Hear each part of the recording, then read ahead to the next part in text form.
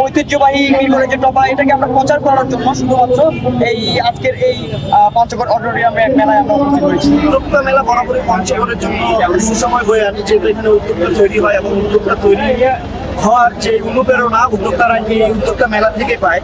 তো আমরা এখন মিরগড় ঐতিহ্যবাহী টোপা স্টলে যারা আছেন তাদের সাথে কথা বলবো। ওয়ালাইকুম আসসালাম। আপনার নাম?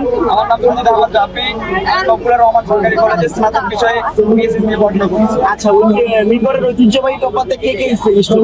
আমাদের মিরগড়ের ঐতিহ্যবাহী টপাতে এখানে আমার ছোট ভাই থেকে বড় ভাই এবং আমার বান্ধবী ছিল, তারা এখানে উদ্যোগে এটা উদ্যোগ নিয়েছে। এবারে নতুন ভিন্ন ধর্মী, যেহেতু আমাদের এবারে বিজয় পেয়েছি, আমরা একটা বিজয় দিবস পেয়েছি, সেই উদ্যোগেই নতুন একটা উদ্যোগ যে টপা, ঐতিহ্যবাহী মিরগড়ের যে টপা, এটাকে আমরা প্রচার করার জন্য শুধুমাত্র এই আজকের এই পঞ্চগড় অডিটোরিয়ামে মেলায় আমরা উপস্থিত হয়েছি। আচ্ছা, আমি জানতাম যে মিরগড়ের টপা খেতে হলে অবশ্যই মিরগড়ে যাওয়া লাগে।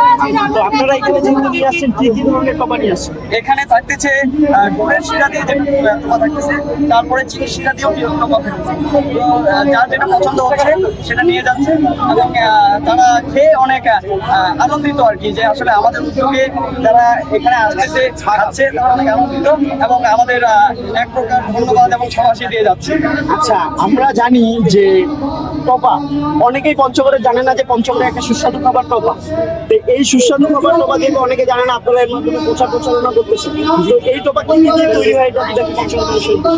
এই টপার আসলে রেসিপিটা আমরা যেহেতু ছেলে মানুষ, আমরা তেমন একটা বুঝবো না। মূলত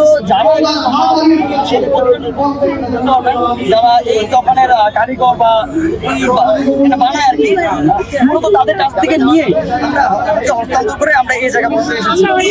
এটা মূলত হচ্ছে পঞ্চগড় মানুষের কাছে রিপ্রেজেন্ট করার জন্য।